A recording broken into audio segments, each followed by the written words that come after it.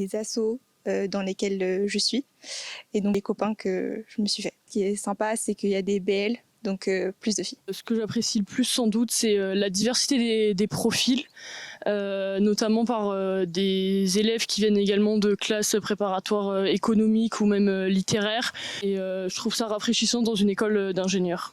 On ne met pas trop le focus sur le genre que tu es, ce que tu es, mais plutôt sur ce que tu as dans la tête en fait.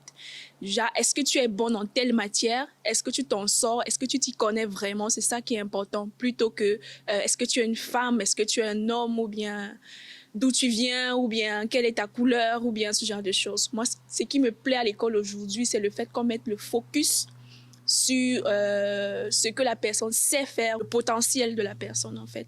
Moi, c'est plus ça qui me plaît dans l'école aujourd'hui. Ça fait déjà un moment que je sais que je veux être ingénieur, donc dès mon collège-lycée. Donc après, c'est tout naturellement que je me suis dirigée vers une classe préparatoire. Plus particulièrement pour l'ENSAE, je me suis rendu compte que c'était une école qui était assez différente des autres écoles d'ingénieurs classiques par sa diversité des options qu'on peut faire. En troisième année, donc on peut faire à la fois de l'économie, de la data, et moi qui n'étais pas forcément sûre de ce que je voulais faire, c'était un choix assez cohérent et intéressant. J'avais déjà imaginé intégrer une école d'ingénieur parce que j'étais forte en mathématiques. Et ensuite, j'ai choisi l'ENSAE Paris parce que c'est l'école la plus spécialisée dans la data. Le fait que j'ai des bonnes compétences en mathématiques m'a directement dirigée vers l'ENSAE, ce que je ne regrette pas aujourd'hui. Juste par rapport aux matières qui étaient proposées, où je voulais un petit peu changer de cap, découvrir l'économie, la sociologie. Se retrouver dans une grande école française, pour moi, c'est un grand plaisir et je sais qu'il faut travailler, c'est vrai, mais sinon, je suis déjà fière du trajet que j'ai fait pour me trouver là.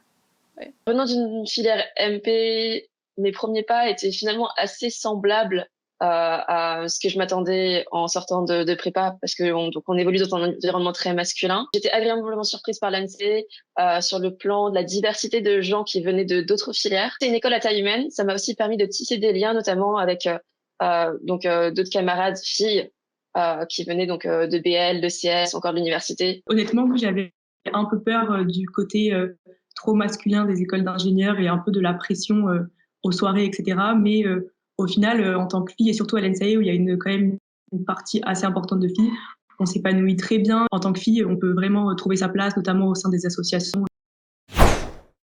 Alexandra Ocasio-Cortez m'a beaucoup inspirée, notamment dans la manière dont elle est arrivée au pouvoir et tout ce qu'elle fait actuellement. Mon enseignante de calcul différentiel en Master 1, elle m'a beaucoup marquée parce que elle était une femme, c'est vrai, mais elle expliquait très bien le cours et elle était l'une des rares femmes qui enseignait dans cette discipline-là. Mon modèle d'inspiration depuis le début de ma classe préparatoire, c'est Perrine Lafont, championne olympique de ski de boss en 2018 et qui faisait beaucoup de vidéos sur les réseaux et qui m'a aidée à m'affirmer et à me lancer dans mes études comme elle s'est lancée dans sa carrière olympique. L'équipe norvégienne de volleyball qui s'est opposée au port du short jugé trop moulant à une compétition sportive et à ça elles se sont pris une amende.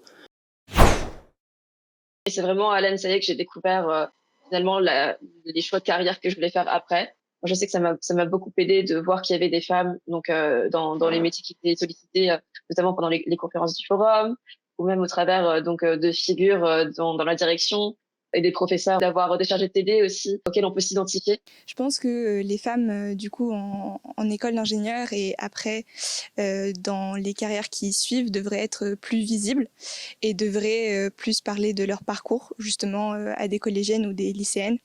Parce que typiquement, moi j'ai suivi ce parcours parce que ma mère avait fait une école d'ingénieur, donc ça m'a jamais semblé fou de faire ça. Donc je pense qu'on devrait plus en parler. Pour moi, c'était très important que dans le bureau du bureau des élèves, il y ait tout le monde qui soit représenté. Donc c'est pour ça qu'on est 2 filles et 3 garçons. Mais pour moi, c'était important que des filles soient au bureau pour prendre les décisions. Et aussi, le bureau des élèves, c'est tout d'abord une association qui est censée représenter les élèves vis-à-vis de l'administration. Et donc, qu'il y ait des filles, c'était primordial. Et donc j'endosse avec plaisir ce rôle. Et j'invite toutes les filles de ne pas hésiter à prendre l'initiative et s'investir dans toutes les associations de l'école.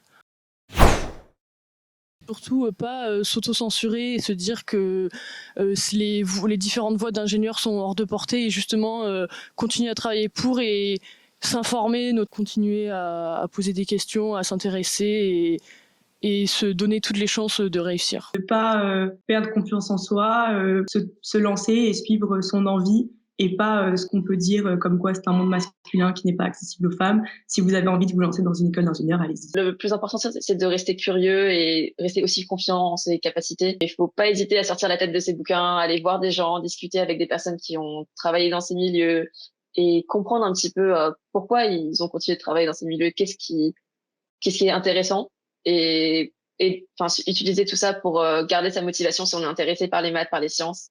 Aussi, ne pas avoir peur des clichés, ne pas céder à l'autocensure. Les maths, c'est sympa. Enfin, faut pas se mettre des barrières à soi-même. Et globalement, l'idée que les filles sont moins fortes en maths, c'est complètement des stéréotypes. Donc, il faut juste croire en soi et continuer à faire des maths. C'est prendre les maths comme un jeu. D'abord, se fixer des objectifs, c'est la première chose. Se donner les moyens d'atteindre ces objectifs-là. Cela passe par le travail, cela passe par la concentration, cela passe par des priorisations. Tout cela, c'est une question de mental. Dès lors que vous vous dites que mon genre peut influencer sur ma réussite en tant que personne, je pense que cela, c'est déjà un blocus. Je suis une femme et je suis capable.